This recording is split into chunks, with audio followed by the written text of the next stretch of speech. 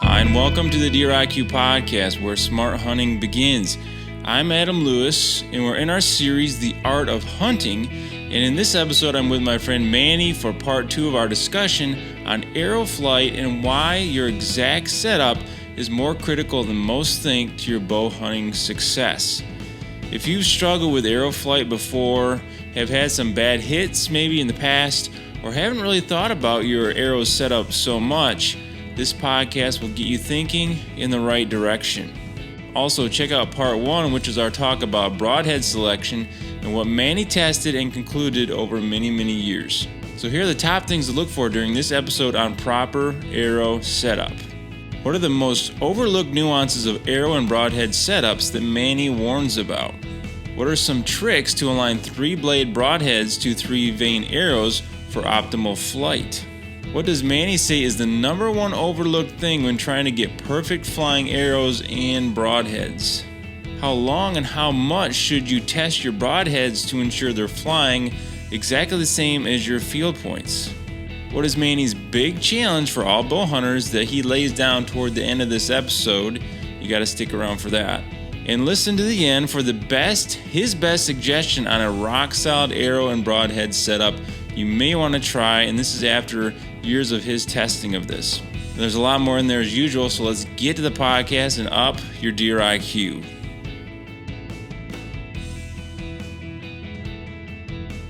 Okay, we're back with Manni Ferraiuolo, and if you missed part 1, you're going to want to check that out. We had a really good discussion on broadhead choices, some testing that Manni did. Like many of us, at some point we get into looking at broadheads, and I shared a story last time where I kind of reached that point where I'm like, okay, fixed, mechanical, and really getting into what works for you and your situation and your bow, and just a lot of good practical advice and thoughts on that. So check that out if you didn't listen to that. But we're going to continue that discussion here. But Manni, welcome back. Thanks for having me. Yeah, good to have you. Good discussion here. Let's continue. So last time we kind of left off with some tips. We were talking about some different tips. I want to talk about, you mentioned fletching, and that's one that I think people don't really think about maybe with their bow setup as far as their broadhead, and the fact that the whole arrow has to work together, right? Correct. But you've got, on the back, you have the fletching to help stabilize, right? But you kind of have these rudders in the front too that are catching wind, and that's your broadhead, right? So one of the advantages of mechanicals are that there's less stuff there to catch wind and steer it in the front. And there's pros and cons to that we talked about last time. But if you're going with fixed, for example, you've got these rudders up front and then you got ones in the back. So let's talk about that. What are your thoughts on balancing that out and just a setup there to get your, again, shooting confidently for you with your bow? Yeah. Well, it comes down to FOC falls into that situation as well. But for me, if I'm shooting with these Q80Xs that we were talking about in the first one, and this is the one I shot the buck with this last year, because they're so short, like the length of your field point, they fly extremely well. One of the things that I think gets overlooked when, let's say somebody decides, like me, I'm going to go to a fixed blade. One of the things I didn't mention in the last one was I found a bunch of fixed blades that fly very well, but I won't shoot them because and they penetrate very well, but their cutting diameter is so stinking small. And they can tell you about all the stuff that they do, and I've tried them out. Normally I'll try stuff out on like coyote hunts and things like that before, if I like how it shoots and I like the accuracy and the penetration and everything, I'll go try it out on something like coyotes or does, and just see how it works before I decide to put them all the eggs in one basket for one shot at a buck I'm chasing. So I think that's something that's probably overlooked is you have to balance out if you're going to go to a fixed blade. You're going to have to balance out its accuracy and its cutting diameter. And a lot of these, you're going to run into a lot of fixed blades that are going to be very accurate. They're going to penetrate very well because their cutting diameter is so small. But what what for this setup that I shoot, it doesn't matter as much with the QAD or some of the broadheads like it. But we were talking about having a bigger vane rather than these blazer vanes in the back. So if you're going to shoot, like for instance, when I shot the solid quite a few years ago, it's a bigger broadhead. It flies very well, amazingly. I was shocked at its accuracy. But it's a two blade broadhead cut on contact, and it's got two bleeders off of here.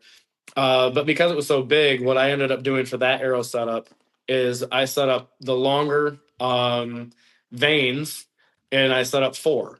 Now it's going to add a little bit more drag, but it's going to also increase that forgiveness. And this broadhead right here, I shot a deer at 60 yards with, and it didn't make it 40 yards, and it piled up. And having that forgiveness on the back end, if I'm shooting a three blade broadhead, which most of them are, I will line my fletchings up with the broadheads. So most of the arrows I do, I fletch myself. So I will always screw on the broadhead, and then I will line my fletching rig up to that broadhead, and I'll fletch the arrow. But if you go somewhere, you can line them up. I've also put in little rubber spacers in here that will tighten it, but it will allow me to tighten it and line it up. Tweak it. Yep. If I'm buying something that's already fletched. Yep.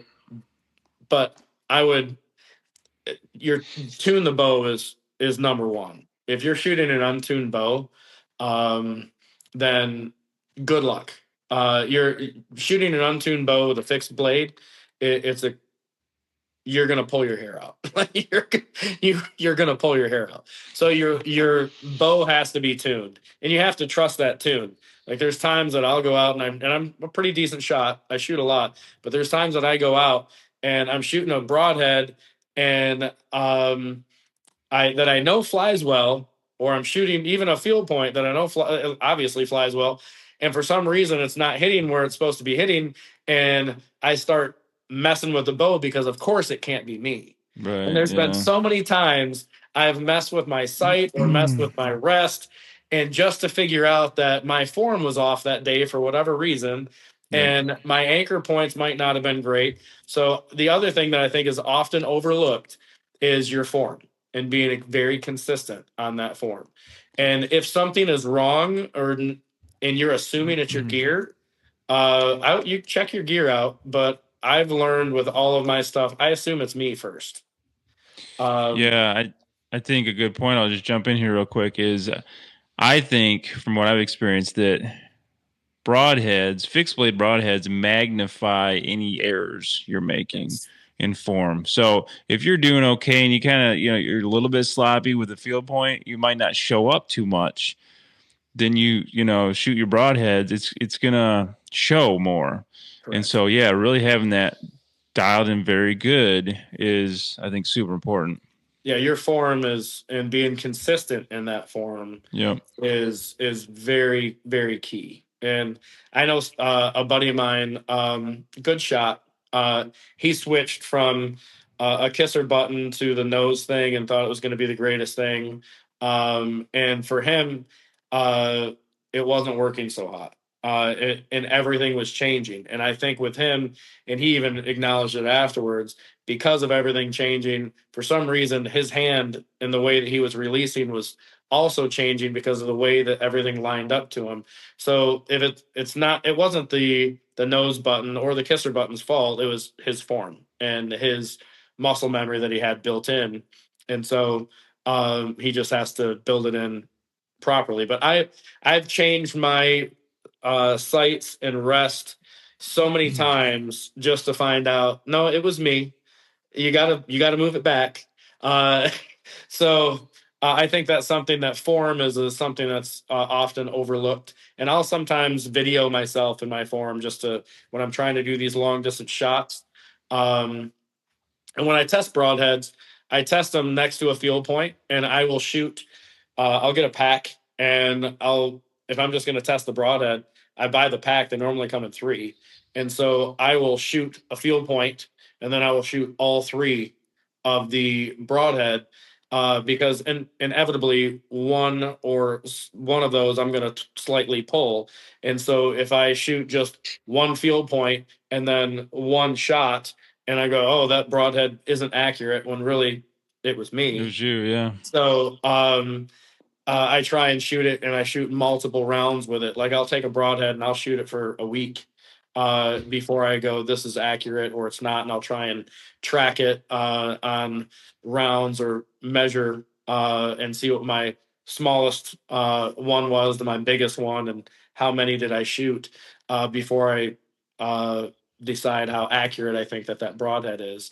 And then I always shoot a field point with it to but again, I think if you're gonna switch from, let's say you listen to this podcast and you're gonna like that guy Manny doesn't really sound like he knows what he's doing, but I'm gonna switch anyway to a fixed blade rather than a mechanical.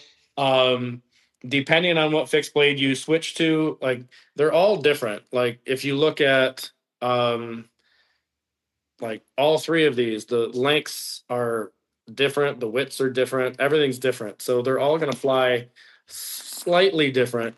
If you end up getting confident in like a bigger fixed blade for whatever reason, like whether it's blood trail or whatever it might be, if you're confident in it, you want to shoot it.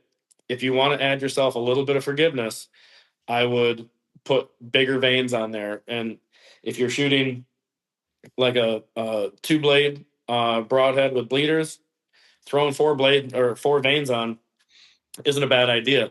And you line those up, a three blade, line it up. It will fly better, guaranteed. Yeah, and like we said last time, it's there's always trade-offs, right? So if you put a little Mhm. extra long vein on there, maybe a little more, you lose a little speed, right? But Correct. if you're shooting more confidently and knowing where it's going, that's probably worth it, right? Uh, there's always trade-offs, and I think Yep. realizing that's important. What are some nuancy things? These are some things I'd say are nuancy things, but what are some more nuancy things that maybe you learned through all this testing that you did, or that maybe people overlook when they're choosing broadheads? Is anything else, I guess, that you learned or that comes to mind? Nuancy. I think. Well, broadheads are kind of like they're kind of like cars or brand names, or like for some reason we want the newest thing every year, and so every year you got to come out with something else. um and they're bringing out some great stuff all the time. There's always somebody who can come up with something new, but the general rule, like if you start looking at all the broadheads that come out, they kind of all balance down to some basic consistencies for the most part. Very rarely does a broadhead come out and you're like, oh wow, that's actually different. um and I think it becomes the shiny object every year. And I fall into it. I buy broadheads every year and want to test them out. I haven't this last year as much. I just kind of went back to what I know works and works with my setup. But I think a lot of times we can get sucked into the newest, latest, and greatest, and sometimes the old tried and true might just be the way to go. But they are coming out with better metals. Um, I think I think one of the things that people fall in the trap of, if we're going from the extreme, from the heavy to the light, I think people fall in the trap of the too light broadhead up front. Everybody shoots 100 grains up front. I shoot 125 to 150. It's not that much different. Hmm. Um, but your FOC is going to be your front of center is going to be a little bit better with a slightly heavier broadhead. Now, if you take a 100 grain broadhead versus a 125 grain broadhead, are you really going to notice the difference in speed on that one? But you will notice the difference in flight. And you will notice a difference in penetration. You're going to add a little bit of momentum. You're not going crazy one way or the other way, but that would be one kind of thing that I would recommend. Like if you think of taking, like I've got an axe over here. If you take an axe and you take the handle and you throw it, and just the handle, it's going to go end over end. If you take the axe with a head on it and you throw it, and I think T-Bone Turner did this analogy before, and it made a lot of sense to me. If you take a axe with a head on it, or I think he used a hammer, and you throw that, it's not going to go end over end. That hammerhead is going to drive that all the way through. And so you're doing the same thing with an arrow in your arrow setup. So it comes down to, if I think one of the things, even if you're staying within 30 yards, or even if you're shooting out to 40 and 50, just try 125 grain. You don't have to go crazy. But I think that's one thing that everybody just goes, I think, a little too light in the front. And I think you can get better flight and better penetration out of a slightly heavier broadhead. Did you notice any, and back to the hammer illustration, so I think I understand here. So the axe handle will just go end over end because it's evenly balanced, the mass throughout the whole handle. But if you got a axe head on the end or whatever, it will rotate around that mass, basically, right? No, if you throw an axe with a head on it and you throw it and release straight. Oh, okay. It's that axe head is going to carry it. Right. Drive. Gotcha. Okay. Whereas the handle is just going to go end over end. So if you think about that with your arrow, if you mass toward the front, if you remove the weight off the front, you're like the axe handle. You put the weight on the front, you have the head that's carrying it and pulling it through so it doesn't tumble. Gotcha. And what I'm saying is, and all gives the it stability. And that's your front of center weight. That's carrying your arrow through its flight path and helping correct it from any instabilities that you have. I think one of the things that in all the testing that I've done, I don't go crazy on the heavy side of the equation. I don't go crazy on the light side of the equation. But all the testing I've done, I personally, in shooting out to 80 and 100 yards and wanting that flatter trajectory for the type of hunting and the type of way that I don't want to be tied at short ranges to my rangefinder, I haven't seen much of a difference as far as my trajectory or flat shooting trajectory with 125 grain on there. There's not much of a difference, but my penetration is greater. I think my flight is better. I think my accuracy improved. So the setup that I currently am shooting, this is a Victory VAP SS. It's a 350 that has the 50 grain weighted insert here and 125 grain broadhead. And I do wrap my vanes or wrap my put arrow wraps on. And for these, I just have the blazers on there. But I do like a longer one. This next year, I'll probably fletch up some stuff with a little bit longer vane that I used to shoot. But for this arrow setup, I'm not going to the light extreme. It's not the heavy extreme either, but it works for the type of hunting that I do. And I could take this broadhead off, and any of the other confidence broadheads I have, I could screw it on and be confident with it and shoot. But I would challenge you, throw on just rather than 100, throw 125 on there. You're probably going to be a little bit more accurate. You're going to get a little bit more penetration, and you're not really going to notice a difference in your trajectory that much. Yeah, I think some of the trends, and this is my interpretation of that, and I'd agree, is that it's easy to trend jump. You know, a lot of guys jump on trends, whether it be, so I'm going to saddle hunt now because everybody else is. Well, okay, if it's good for you in your situation, definitely, but don't just jump on trends, maybe. And the trend with arrows have been, the FOC, super heavy up front, blah, blah, blah, going to these massive 200 plus grain broadheads broadheads, and you're saying, well, let's just tweak a little bit. Yeah, do a little bit at a time and test small changes, right?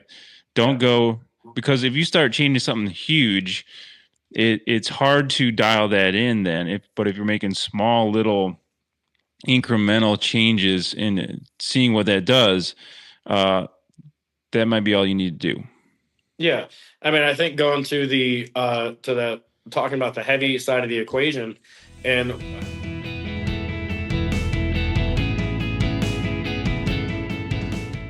all right, and here's your high IQ moment.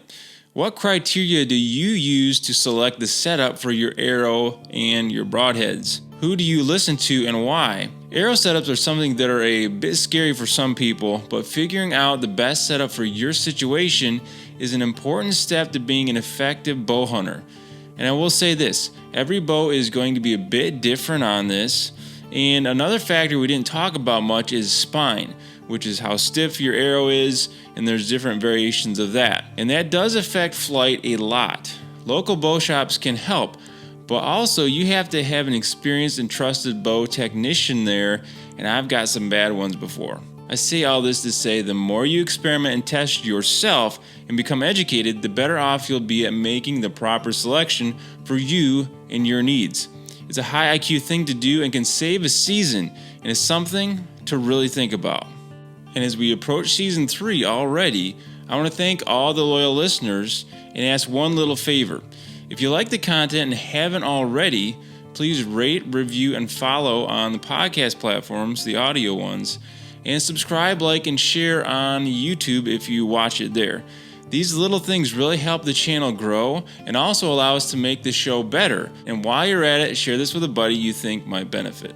Thank you, because you're a vital part of the show. All right, and now back to the podcast.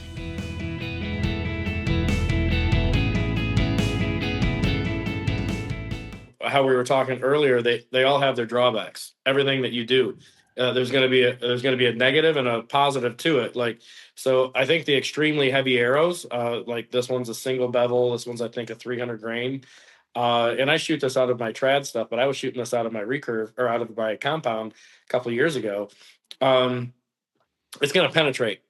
You hit a deer with this, and you hit almost anywhere with this size of a broadhead with your heavier arrow setup, going to penetrate.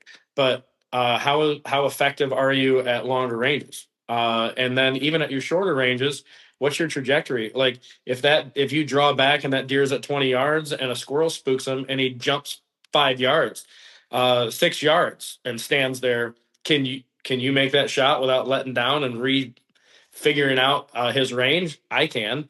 Some people have to refigure out the range because from 20 yards to 28 yards with a really heavy setup, you're talking inches. You're not talking, I'm still going to be inside of where I want to be in regardless with my setup. So, yes, the really heavy fence post arrow, there's truth to it, but does it work for you? And at what cost? Yeah, exactly. Yeah. What are you giving up to get that? And then on the other side, like I started in the first segment, I don't think extremes are good in anything in life, really. So I found myself on each extreme, really heavy to really light, and they both have their trade-offs. Like really light, I can shoot to 80 and 100 yards, and my trajectory is pretty close, but I better not hit a bone because it's not going to penetrate. So if you trade all of your momentum for all of your kinetic energy, then you got issues. And if you trade all of your kinetic energy for all of your momentum, well, you probably have issues. You've limited yourself one side of the equation, which is why, like, I think you really need to figure out what type of hunter you are, what type of situation you are going to find yourself in, and then build a system for you based off of that. And you can get really complicated in all of this stuff. And we could go and talk about a ton of these broadheads and the science behind how they're built. And I would love to do that stuff, but I don't think anybody really wants to listen to it. But it's you can get really complicated with everything, and the choices are immense. But you can oversimplify it for yourself and go, how far do I want to shoot? What pound bow am I shooting? Yep. What am I shooting? How often am I going to shoot? And then factor that stuff in and develop a system that's going to work for you with the amount of time you're going to put in, the places that you're going to put it in at, and put yourself a system together. I love it. I shoot all the time. I don't know everything about it. I always try and learn. But this system that I have, I can confidently go, okay, I'm trying something out. I'm trying to test something, but I'm going after a really big deer. I'm going to grab a system that I know. I'm going to grab Yeah. an arrow length that I know and an arrow that I know and a broadhead that I know because I want to know that I'm going to kill it. When I pull that bow back, that deer's dead. And it really throws you through a loop when you pull a bow back and you think the deer is going to die and you get photos of it a few days later and it's not. Like I've been in that same situation, as you know. Yep. It's not fun. Or even if you do get it, like the situation I said, where the broadhead just didn't deploy. It's yeah. Find out exactly how you're gonna hunt and go from there. Yeah, that's I don't think that can be understated because if you're, let's say, for one extreme, you're going out west. If I'm going to hunt elk out west or something, I'm going to be having long shots, 50, 70, 80-yard shots maybe. That setup might be very different than my Correct. Midwest whitetail within 30 yards shooting. Mhm. And so you're going to have different setups. You might not, but you probably will. And so be real honest about, where you're going to be shooting. Are you public land hunter or private? Do you hunt a lot on the ground? Are you going to be around a lot of like stuff you're going to have to shoot through maybe or not? All that stuff plays into it. Yeah, Let's chat. thick brush will um, if you clip a branch with a expandable and that thing opens, which has happened to me before, and that that arrow just like Yeah, it's a it sail. It's goes. a rudder on it. Well, let's talk about that. So what are some more, I guess, situations, mechanical versus fixed? I know it's a huge debate. Um, Pros and cons to both, right? But Yeah. let's talk about that. When might you choose a mechanical versus a fix, or would you ever choose that now? Me with as confident as I am as far because accuracy is king for me. If I can't hit my target, I think the number one reason to shoot a mechanical, I would go number one reason to shoot a mechanical is your confidence and accuracy. I think Mm-hmm. that would be number one for everybody. Number two, I think blood trail, big wound channel. Everybody wants to see that. So, and that's kind of like really all you get. And those are two really big key things out of what you're picking. But I think that that's what they're picking. I did test some mechanicals. This is one. This one's from Afflictor. I really liked their EXT and K2. And so this one um, turns into they call it a hybrid, but it's basically just a mechanical, in my opinion. But it turns into their K2 Mm. when it hits, and it's rear deploying. And I shot this one. I shot a deer, um, severe quartering away with one. So I have shot one just to test them out. I've got a everybody knows this one here, full of hair. I've shot Was that that before. rage? Yeah, For those great. just the audio, so that afflictor when you held up it was like all bent, right? Yeah. Um, all bent, but that killed a deer, right? Yep. And the other one you just held up was a rage. It was a rage. This one killed a deer too. Mm-hmm. It's full of hair. Looks like it's been through a trash compactor, but Yeah. So as far as like for me, I will shoot one just for the fun of it, and I like to test it out. I like some of the science behind some of them, and I have a bunch of other ones in the boxes and stuff in the back. Um, I think in areas where I think, all right, if I'm going to get really long shots and I'm not confident with a bow tune, or let's say I'm going on a trip and I'm going to be beating up my gear and there's a chance that my bow is going to get out of tune, I might have one of these in the quiver just in case I think my bow's out of tune. And I'm not trusting to shoot one of these long range. Yeah. I might throw a mechanical in there just for that type of a situation. Um, if I'm hunting an open field and there's nothing in front of me, if I'm hunting a box blind, or which I never do, but hunting in that type of situation, I mean, I think you can. I do think, like the point that you made earlier, you really have to avoid that front shoulder, though. Like, your penetration is going to go way down. Um, and it's probably not, some of them are probably aren't going to get through it just because of how big they expand to. Uh, but from most of the applications, like where I hunt and how I hunt, which is why I was saying that that's kind of what you have to identify. Uh, I like to run and gun with a tree stand on my back. I pack in and pack out. When I put up tree stands on state land, everybody seems to put up stands around it. So I just kind of don't do that anymore. And sometimes you'll get to a spot you haven't hunted before, and uh, like I said earlier, you just have no shots, and you have to be very selective. And normally, if you're going after a big buck, or you're going to try and hunt a bedding area and be in there before he gets in there or comes back, normally they're pretty thick. So Mm-hmm. like your shot selection is key. So I would definitely, if you're going to hunt in any kind of thick stuff, thick brush, I'd highly recommend a fixed blade. Um, and the bigger the animal that you're hunting, the more of a fixed blade I would recommend. Like I wouldn't recommend. I'd recommend a fixed blade on elk. But then, case in point, like you were talking about going out west for elk hunting. But then, if you go out west for like antelope hunting, you might want a faster arrow. You might want a Yeah. lighter arrow. It's a smaller animal. It's extremely fast.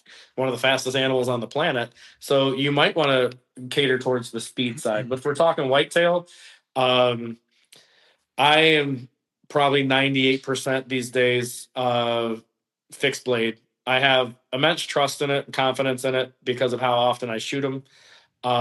And I know that when I release that arrow, um, I did my job, and I have full faith that it will now do its job. There's no magic trick that it has to do to open.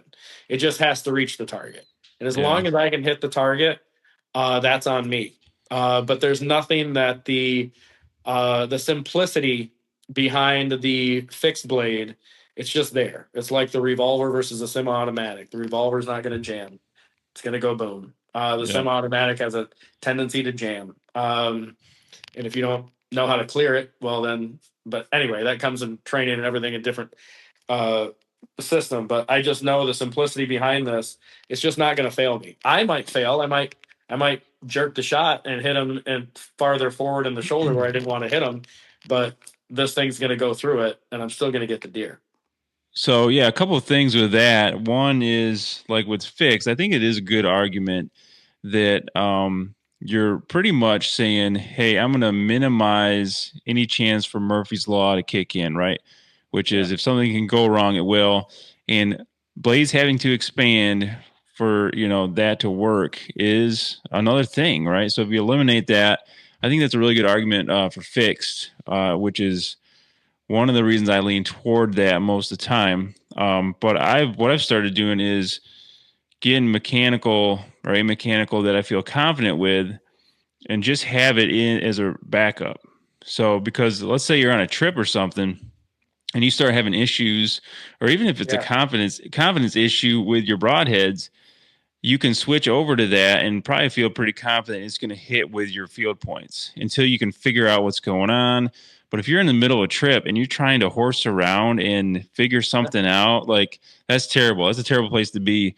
So if you can just screw on a mechanical in the meantime and feel good enough to go out there yeah. and make a shot, I think that's a good argument to at least have a backup. But yeah, so that's my thoughts on it. Anything to add to that, or maybe a story here as we wrap up that Yeah, Uh, there was a deer I shot. I think one of the things we haven't talked about is in the mechanical and um, uh, fixed broadheads is like some of the shots that we take. Everybody likes the quartering away. But how far of a quartering away can your arrow and your setup actually do on a whitetail? And I've hmm, found that my fixed blades, any shot that I've wanted to take, I'm confident that I can take. There's a that skull right there, that 10 pointer. There, he got up. I was just going out to check cameras. It was midday. I was running out. I was going out there really quickly, and um, I always carry my bow with me, and I bumped him right next to one of them, and he jumps up and takes off, and I could see he was wounded pretty good. Um, and he was about 53 yards, and I could see he was rough. But he was severely quartering away, like severely quartering away.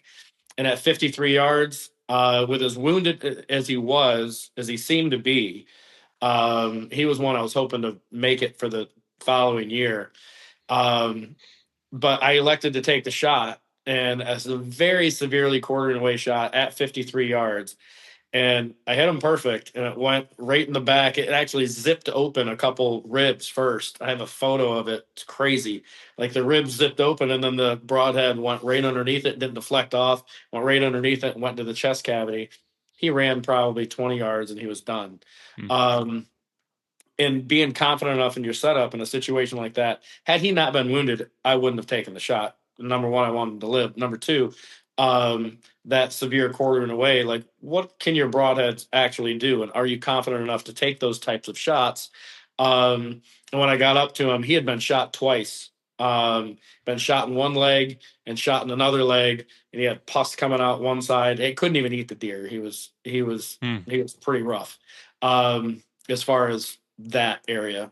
We did actually cut him up. My dog eat raw food back then. So, but what type of shots can you actually take? And what type of shots are you willing to take? And can your arrow, can you might be able to hit the target, but will the broadhead do the job when it gets there?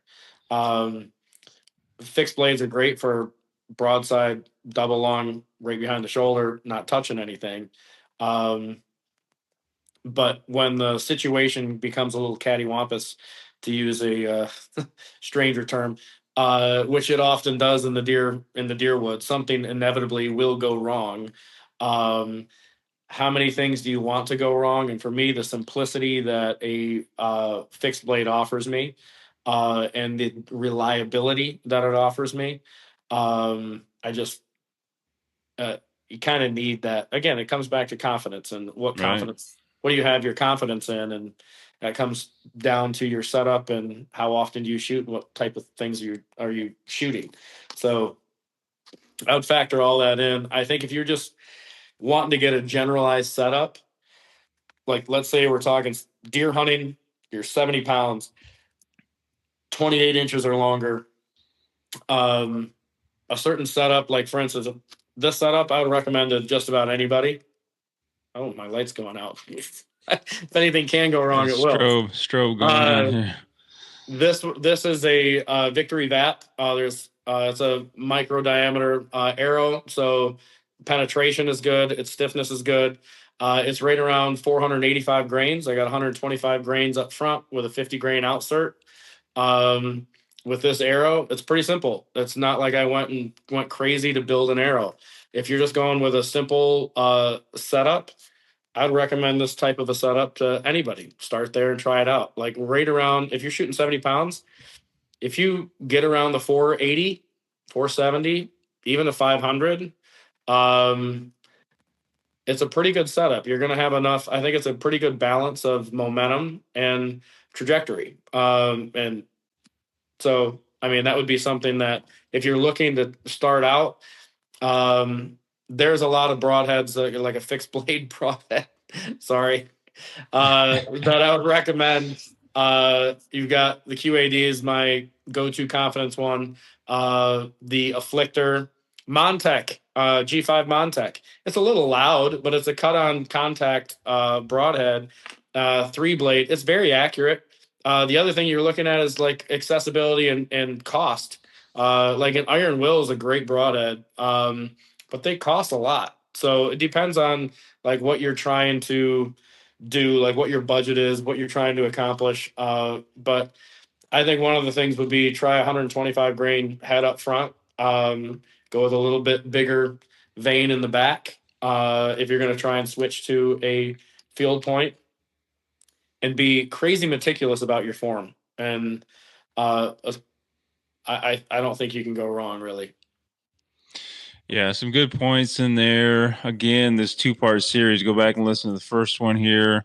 The strobe show is telling us it's time to wrap up here. If you're listening, Manny has a light and it's starting to flash. So kind of funny. It's a battery operated light that work.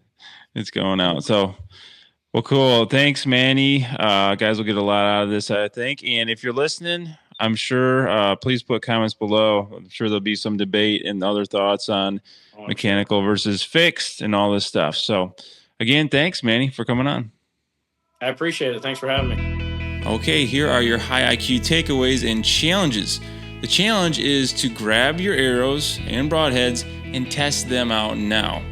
That's it, and it's actually the same challenge as last week, since I know many of you did not do that, or just the reality of it takes more than just a week to do. It's a process. And next time we have our final episode of season 2, looking at a kit you need to assemble right now to habituate bucks and really up your odds to take them this fall.